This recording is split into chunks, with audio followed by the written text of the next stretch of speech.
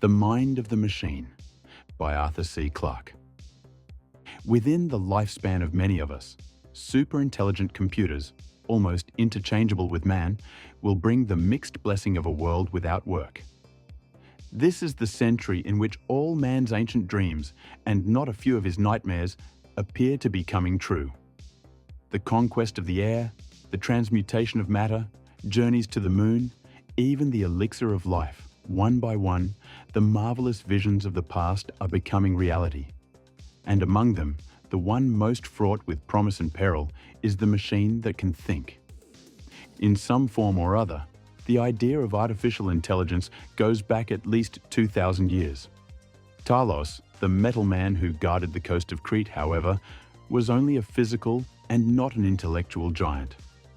Perhaps a better prototype of the thinking machine is the brazen head generally linked with the name of Friar Bacon, though the legend precedes him by some centuries. This head was able to answer any question given to it, relating to past, present, or future. But as is customary with oracles, there was no guarantee that the inquirer would be pleased with what he heard.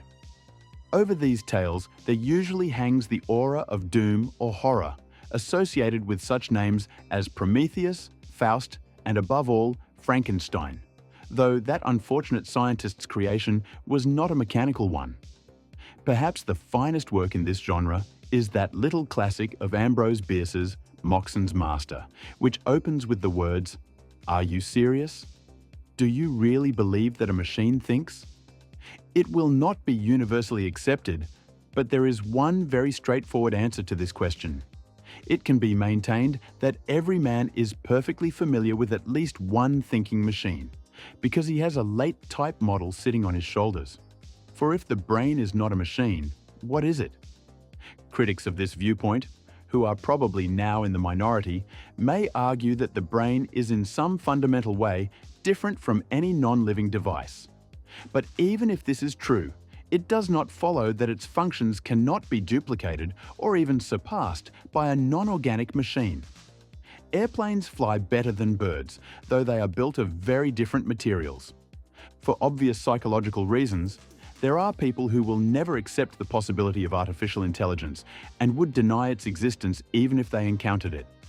As I write these words, there is a chess game in progress between computers in California and Moscow. Both are playing so badly that there is clearly no human cheating on either side.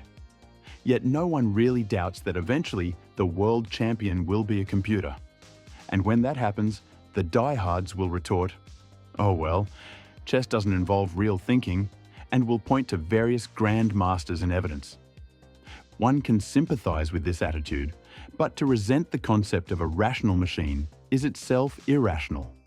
We no longer become upset because machines are stronger, or swifter, or more dexterous than human beings, though it took us several painful centuries to adapt to this state of affairs. How our outlook has changed is well shown by the ballad of John Henry. Today, we should regard a man who challenged a steam hammer as merely crazy, not heroic. I doubt if contests between calculating prodigies and electronic computers will ever provide inspiration for future folk songs. But I'll be happy to donate the theme to Tom Lehrer. It is, of course, the advent of the modern computer that has brought the subject of thinking machines out of the realm of fantasy into the forefront of scientific research. One could not have a plainer answer to the question that Bierce posed 3/4 of a century ago than this quotation from McGowan and Ordway's recent book, Intelligence in the Universe. It can be asserted without reservation that a general-purpose digital computer can think in every sense of the word. This is true no matter what definition of thinking is specified. The only requirement is that the definition of thinking be explicit. That last phrase is, of course, the joker, for there must be almost as many definitions of thinking as there are thinkers. In the ultimate analysis, they probably all boil down to, thinking is what I do.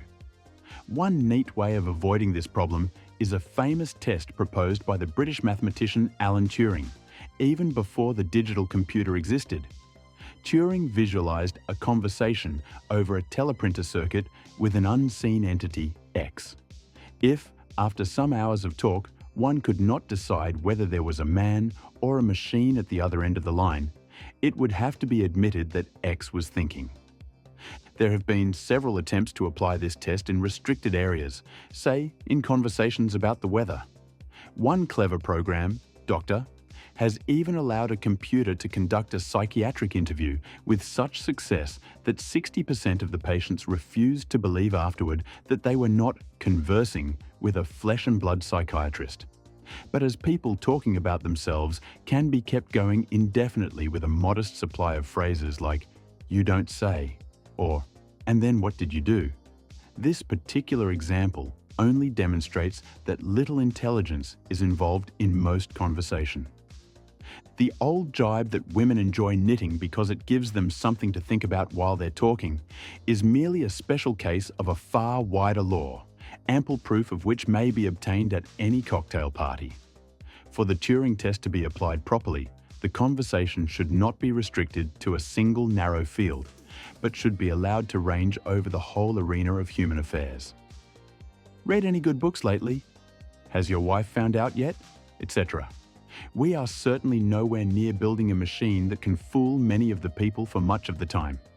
Sooner or later, today's models give themselves away by inept answers that show only too clearly that their replies are indeed mechanical, and that they have no real understanding of what is going on. Dr. Oliver Selfridge of MIT has remarked sourly, Even among those who believe that computers can think, there are few these days, except for a rabid fringe, who hold that they actually are thinking. Though this may be the generally accepted position in the late 1960s, it is the rabid fringe who will be right in the long run. The current arguments about machine intelligence will slowly fade out, as it becomes less and less possible to draw a line between human and electronic achievements. To quote another MIT scientist, Marvin Minsky, professor of electrical engineering, as the machine improves, we shall begin to see all the phenomena associated with the terms consciousness, intuition, and intelligence itself. It is hard to say how close we are to this threshold, but once it is crossed, the world will not be the same. It is unreasonable to think that machines could become nearly as intelligent as we are, and then stop, or to suppose that we will always be able to compete with them in wit and wisdom.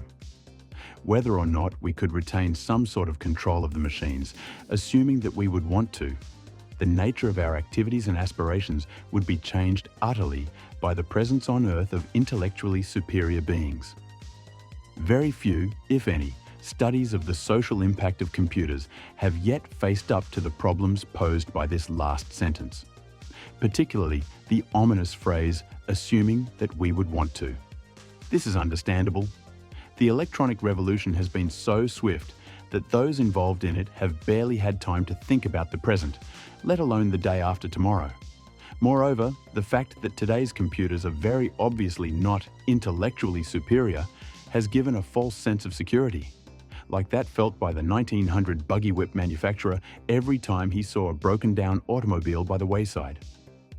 This comfortable illusion is fostered by the endless stories, part of the transient folklore of our age, about stupid computers that have had to be replaced by good old-fashioned human beings after they had insisted on sending out bills for $1,004.95 or threatening legal action if outstanding debts of $0 were not settled immediately. The fact that these gaffes are almost invariably due to oversights by human programmers is seldom mentioned, though we have to live and work with and against today's mechanical morons. Their deficiencies should not blind us to the future. In particular, it should be realized that as soon as the borders of electronic intelligence are passed, there will be a kind of chain reaction because the machines will rapidly improve themselves. In a very few generations, computer generations, which by this time may last only a few months, there will be a mental explosion. The merely intelligent machine will swiftly give way to the ultra-intelligent machine. One scientist who has given much thought to this matter is Dr. Irving John Good of Trinity College, Oxford, author of papers with such challenging titles as "Can an Android Feel Pain?" This term for artificial man, incidentally, is older than generally believed. I had always assumed that it was a product of the modern science fiction magazines and was astonished to come across The Brazen Android in an Atlantic Monthly for 1891. Dr. Good has written, "If we build an ultra-intelligent machine, we will be playing with fire. We have played with fire before, and it helped keep the other animals at bay." Well, yes, but when the ultra-intelligent machine arrives, we may be the other animals. And look what's happened to them. It is Dr. Good's belief that the very survival of our civilization may depend upon the building of such instrumentalities. Because if they are indeed more intelligent than we are, they can answer all our questions and solve all our problems. As he puts it in one elegiac phrase, the first ultra-intelligent machine is the last invention that man need make. Need is the operative word here. Perhaps 99% of all the men who have ever lived have known only need. They have been driven by necessity and have not been allowed the luxury of choice. In the future, this will no longer be true. It may be the greatest virtue of the ultra-intelligent machine that it will force us to think about the purpose and meaning of human existence. It will compel us to make some far-reaching and perhaps painful decisions, just as thermonuclear weapons have made us face the realities of war and aggression after 5,000 years of pious jabber. These long-range philosophical implications of machine intelligence obviously far transcend today's more immediate worries about automation and unemployment. Somewhat ironically, these fears are both well-grounded and premature. Although automation has already been blamed for the loss of many jobs, the evidence indicates that so far it has created many more opportunities for work than it has destroyed. True, this is small consolation for the particular semi-skilled worker who has just been replaced by a couple of milligrams of microelectronics. Fortune magazine, in a hopeful attempt at self-fulfilling prophecy, has declaimed, "The computer will doubtless go down in history not as the explosion that blew unemployment through the roof, but as the technological triumph that enabled the US economy to maintain the secular growth on which its greatness depends." I suspect that this statement may be true for some decades to come, but I also suspect that historians, human and otherwise, of the late 21st century would regard that doubtless with wry amusement. For the plain fact is that long before that date, the talents and capabilities of the average, and even the superior man, will be as unsaleable in the marketplace as his muscle power.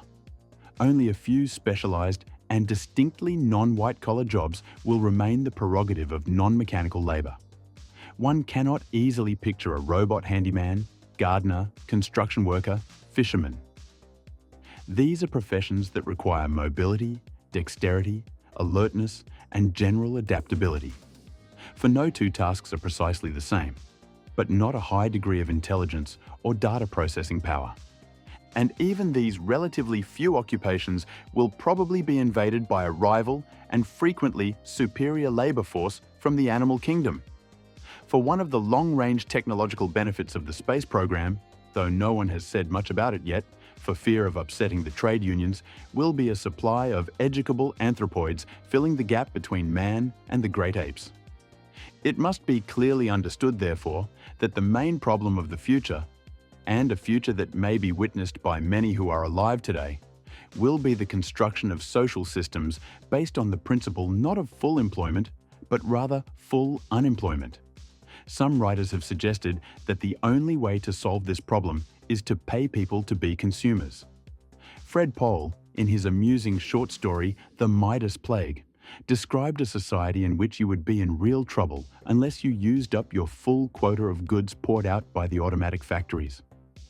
If this proves to be the pattern of the future, then today's welfare states represent only the most feeble and faltering steps toward it. The recent uproar about Medicare will seem completely incomprehensible to a generation that assumes every man's right to a basic income of $1,000 a year starting at birth. In new dollars, of course. 1 ND equals $100, 1984 currency. I leave others to work out the practical details of an economic, if that is the right name for it, system in which it was anti-social and possibly illegal not to wear out a suit every week or to eat 3 six-course meals a day, or to throw away last month's car. Though I do not take this picture very seriously, it should serve as a reminder that tomorrow's world may differ from ours so radically that such terms as labor, capital, communism, private enterprise, state control will have changed their meanings completely, if, indeed, they are still in use. At the very least, we may expect a society that no longer regards work as meritorious or leisure as one of the devil's more ingenious devices. Even today, there is not much left of the old Puritan ethic. Automation will drive the last nails into its coffin. The need for such a change of outlook has been well put by the British science writer Nigel Calder in his remarkable book, The Environment Game. Work was an invention, which can be dated to the invention of agriculture. Now, with the beginning of automation, we have to anticipate a time when we must disinvent work and rid our minds of the inculcated habit. The disinvention of work. What would Horatio Alger have thought of that concept? Calder's thesis, too complex to do more than summarize here, is that man is now coming to the end of his brief 10,000-year agricultural episode. For a period of 100 times longer, he was a hunter, and any hunter will indignantly deny that his occupation is work. We now have to abandon agriculture for more efficient technologies. First, because it has patently failed to feed the exploding population. Second, because it has compelled 500 generations of men to live abnormal, in fact, artificial lives of repetitive, boring toil. Hence, many of our present psychological problems. To quote Calder again, if men were intended to work the soil, they would have longer arms. If men were intended to is, of course, a game that everyone can play. My favorite competitor is the old lady who objected to space exploration because we should stay home and watch TV, as God meant us to. Yet now, with the ultra-intelligent machines lying just below our horizon, it is time that we played this game in earnest, while we still have some control over the rules. In a few more years, it will be much too late. Utopian mongering has been a popular and, on the whole, harmless occupation since the time of Plato. Now it has become a matter of life and death, part of the politics of survival. Thinking machines, food production, and population control must be considered as the three interlocking elements that will determine the shape of the future. They are not independent, for they all react on one another. This becomes obvious when we ask the question, which I have deliberately framed in as non-emotional a form as possible. In an automated world run by machines, what is the optimum human population? There are many equations in which one of the possible answers is zero. Mathematicians call this a trivial solution. If zero is the solution in this case, the matter is very far from trivial, at least from our self-centered viewpoint. But that it could, and probably will, be very low seems certain. Fred Hoyle once remarked to me that it was pointless for the world to hold more people than one could get to know in a single lifetime. Even if one were president of United Earth, that would set the figure somewhere between 10,000 and 100,000. With a very generous allowance for duplication, wastage, special talents and so forth, there really seems no requirement for what has been called the global village of the future to hold more than 1 million people scattered over the face of the planet. And if such a figure appears unrealistic, since we are already past the 3 billion mark and heading for at least twice as many by the end of the century, it should be pointed out that once the universally agreed goal of population control is attained, any desired target can be reached in a remarkably short time. If we really tried, with a little help perhaps from the biology labs, we could reach 1 trillion within a century. 4 generations. It might be more difficult to go in the other direction, for fundamental psychological reasons, but it could be done. If the machines decide that more than 1 million human beings constitutes an epidemic, they might order euthanasia for anyone with an IQ of less than 150. But I hope that such drastic measures will not be necessary. Whether the population plateau levels off a few centuries from today at 1 million, 1 billion, or 1 trillion human beings is of much less importance than the ways in which they will occupy their time. Since all the immemorial forms of getting and spending will have been rendered obsolete by the machines, it would appear that boredom will replace war and hunger as the greatest enemy of mankind. One answer to this would be the uninhibited, hedonistic society of Huxley's Brave New World. There is nothing wrong with this, so long as it is not the only answer. Huxley's unfortunate streak of asceticism prevented him from appreciating this point. Certainly, much more time than at present will be devoted to sports, entertainment, the arts, and everything embraced by the vague term culture. In some of these fields, the background presence of superior non-human mentalities would have a stultifying effect, but in others, the machines could act as pacemakers. Does anyone really imagine that when all the grandmasters are electronic, no one will play chess?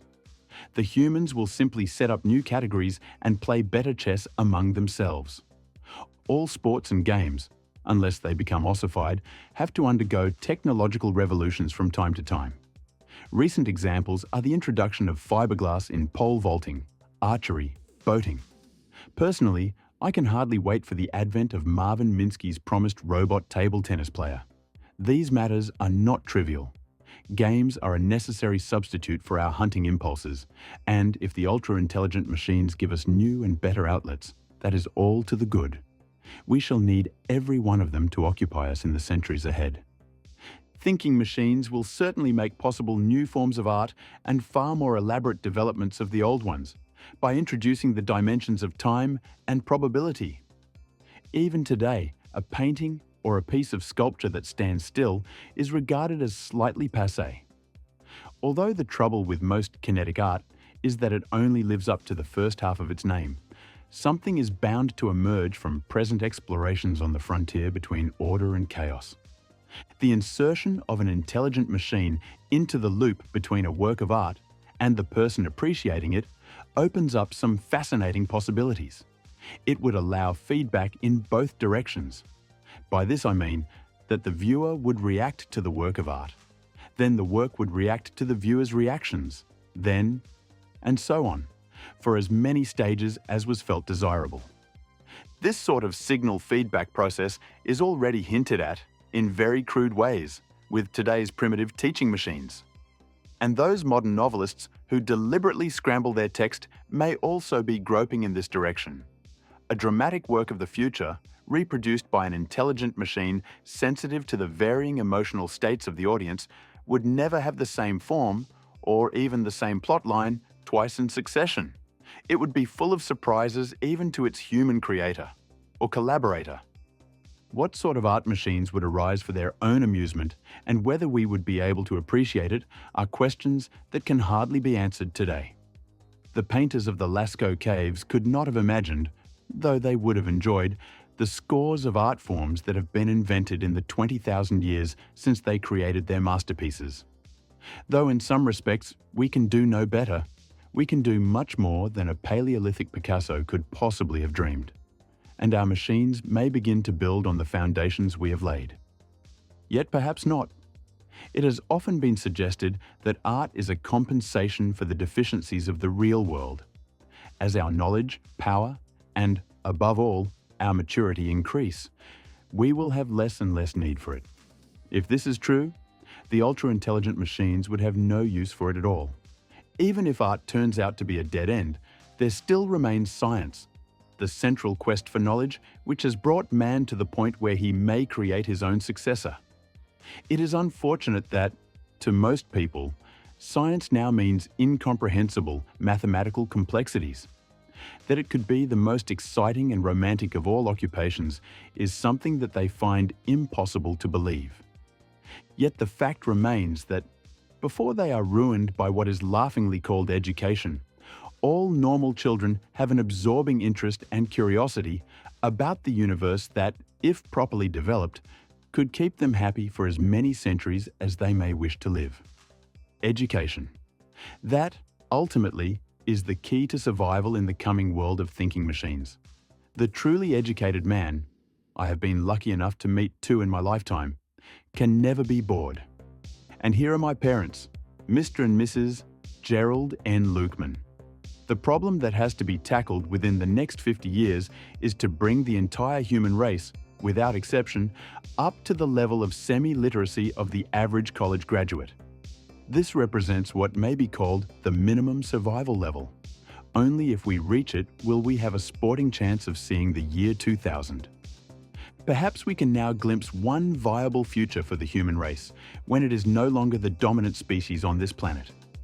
As he was in the beginning, man will again be a fairly rare animal, and probably a nomadic one. There will be a few towns and places of unusual beauty or historical interest, but even these may be temporary or seasonal. Most homes will be completely self-contained and mobile, so that they can move to any spot on Earth within 24 hours. The familiar areas of the planet will have largely reverted to wilderness. They will be much richer in life forms and much more dangerous than today. All adolescents will spend part of their youth in this vast biological reserve so that they never suffer from that estrangement from nature that is one of the curses of our civilization. And somewhere in the background, in the depths of the sea, orbiting beyond the atmosphere, will be the culture of the ultra-intelligent machines, going its own unfathomable way. The societies of man and machine will interact continuously but lightly. There will be no areas of conflict and few emergencies, except geological ones, and these could be fully foreseeable. In one sense, for which we may be thankful, history will have come to an end. All the knowledge possessed by the machines will be available to mankind, though much of it may not be understandable. There is no reason why this should give our descendants an inferiority complex. A few steps into the New York Public Library can do that just as well, even today. Our prime goals will no longer be to discover, but to understand and to enjoy. Would the coexistence of man and machine be stable? I see no reason why it should not be, at least for many centuries. A remote analogy of this kind of dual culture, one society encapsulated in another, may be found among the Amish of Pennsylvania. Here is a self-contained agricultural society which has deliberately rejected much of the surrounding values and technology, yet is exceedingly prosperous and biologically successful. The Amish and similar groups are well worth careful study.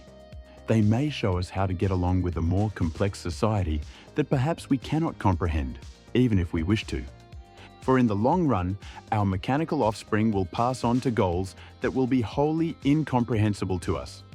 It has been suggested that when this time comes, they will head on out into galactic space, looking for new frontiers, leaving us once more the masters, perhaps reluctant ones, of the solar system, and not at all happy at having to run our own affairs. That is one possibility. Another has been summed up, once and for all, in the most famous short science fiction story of our age. It was written by Frederick Brown almost 20 years ago, and it is high time that he received credit from the journalists who endlessly retell it and quote him. Fred Brown's story, as you have probably guessed, is the one about the supercomputer that is asked, "Is there a God?" After making quite sure that its power supply is no longer under human control, it replies in a voice of thunder, "Now there is." This story is more than a brilliant myth. It is an echo from the future. For in the long run, it may turn out that the theologians have made a slight but understandable error, which, among other things, makes totally irrelevant the recent debates about the death of God. It may be that our role on this planet is not to worship God, but to create Him. And then our work will be done. It will be time to play. One thing for sure, this isn't one of your run-of-the-mill praying Tom cases. Epilogue, from a follow-up essay in the same issue titled Erotica. Despite the persistence of book banning even into our own time, the bolder and bawdier works of Aristophanes, Boccaccio, Shakespeare, Ovid, D.H. Lawrence and others have survived numerous suppressions. Millions have read them, and every educated man at least knows that these giants of literature wrote such books. The average museum goer, however, will be surprised to learn that similar works, in the visual rather than verbal medium, were produced by men such as Tintoretto, Rembrandt and Picasso. That this revelation occasions shock stems from the fact that Puritan taboos tend to linger longer over the hot visual arts than over the cool literary arts. Learning that Rembrandt portrayed sexual intercourse in realistic detail strikes many with the same impact as if they had been told that the Dutch master did the illustrations for a man and wife 8-pager. It is to be hoped that this reaction is doomed and that it will vanish as the public begins to accept the fact that sexually explicit works, although under heavy ban, are a major part of man's artistic heritage. It is, quite obviously, as natural for a painter to explore sex frankly as it is for a poet, playwright, or novelist. Since we recently took a holiday from our own field of clinical psychology to arrange the first public showing in modern times of erotic painting and sculpture, held from May through July in Lund, Sweden, during September in Denmark, and scheduled for showing in Stockholm's Liljevalchs Museum from April 2nd, 1969 through May 1969, we are particularly pleased to write the text for this preview of what will be a Playboy series of illustrated articles on artistic erotica, which will trace the history of this taboo-ridden art from the cave carvings of the Paleolithic age up to the mixed media experiments of today. We ourselves see aesthetic, educational, and even emotional benefits in visual erotica for the average art buff and museum goer who has never been exposed to such material. He will acquire a new perspective on art, but even more importantly, he will realize that sexual subject matter can be presented with artistry, with beauty, sometimes with humor, and often with greatness. He will learn that sexual material need not be restricted to the sordid and amateurish treatment found in hardcore visual pornography. He will learn